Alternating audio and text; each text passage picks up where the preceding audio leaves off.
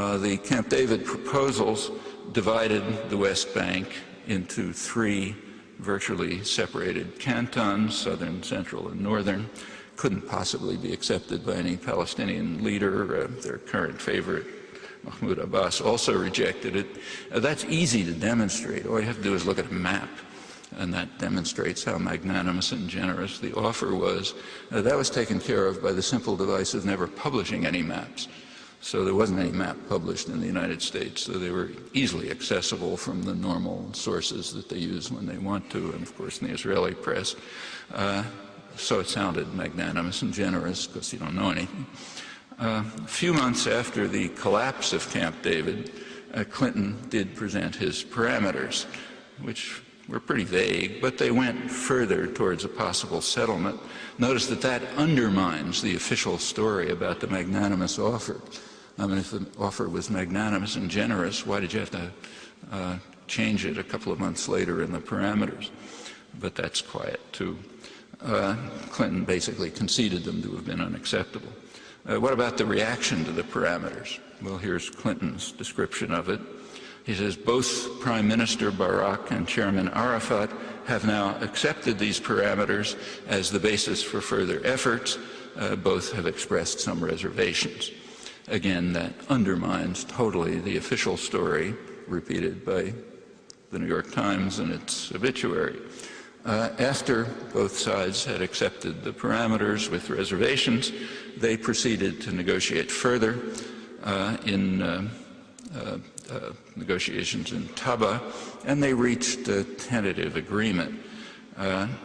The problems remained, but the Taba agreements went much further towards a possible settlement than anything that had preceded, including Camp David and the Clinton parameters, and that again totally undermines the official story, notice.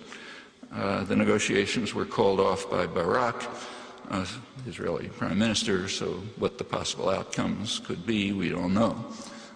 There is a detailed report of the Taba negotiations by the European Union negotiator, Miguel Moratinos, which was accepted as accurate by both sides and prominently reported in Israel.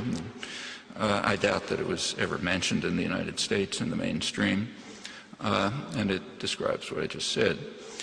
The negotiations after Israel called them off went on unofficially with high-level participants from both sides. They finally led to what are called the Geneva Accords, which were presented in December 2003. Senior delegations from Europe either took part or sent strong messages of support, also other relevant actors. The New York Times published a sort of a dismissive report of it, which did say that the United States conspicuously was not among the governments sending a message of support, which is the end of that story. Well, how am I doing on time? A few more minutes? Yeah. So how do the New York Times, Judith Miller, and others manage to evade the clear and quite undisputed facts? That's very easy. And for those of you who are looking for a career in journalism and government, learn the message. What they do is they all rely on a very highly praised book on the Oslo process by Clinton's Middle East envoy and negotiator Dennis Ross. Now, as any sane commentator must be aware, any such source is highly suspect, if only because of its origins. And if even the most casual reading suffices to demonstrate that Ross's account is wholly unreliable. It's 800 pages full of details, mostly, as you'd expect, adulation of Clinton and his own efforts, based on nothing verifiable. Only what he claims people said, and it's full of quotes from people which, unless he had a hidden tape recorder, he's presumably making up. There's scarcely a word in the book on what everyone knows to have been the core issue all along: settlements, integration of territories, infrastructure development. The word barely appears in 800 pages. All of which, of course, relied on economic and military and diplomatic support of Clinton and Ross. Ross handles the Taba problem very simply, namely he terminates the book immediately before they began, which allows him to omit Clinton's own assessment of the reaction of the participants and also allows him to undermine his primary conclusion, main thesis of the book about the villain Arafat and the noble U.S. and Barack. So that's easily handled. That's only for starters. A closer look would confirm what any serious commentator would have had to know even before looking at the book, that the source is virtually worthless, therefore relied on as the essential source on the topic. Not worthless, however, is crucial evidence that escaped notice, not just Clinton's evaluation, but much more important evidence. For example, the assessment of Israeli intelligence during those years. And we know about that too, at least if you read the Hebrew press. So Amos Malka, who was the head of Israeli military intelligence, General Ami Ayalon, who headed the General Security Services, Shin Bet, Shabak, Mati Steinberg, who was the special advisor on Palestinian affairs to the head of the Shin Bet, Colonel Ephraim Lavi, who was the research division official responsible for the Palestinian arena. They had a consensus. It's summarized by Malka. Yeah, it'll be a minute. I'm quoting him. The assumption was that Arafat prefers a diplomatic process, that he will do all he can to see it through, and that only when he comes to a dead end in diplomacy will he turn to a path of violence.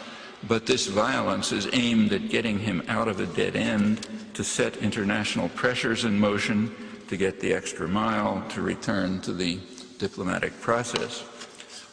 Well, all of that, U.S. reporters and British could easily have discovered all of this from readily accessible sources, most of them in fact in English, but doesn't fit the required story, so it's unreported and out of history.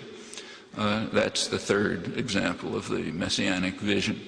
And we should hardly be very surprised to discover that the three prime examples of U.S.-British nobility turn out to be very familiar to anyone who's paid any attention to history.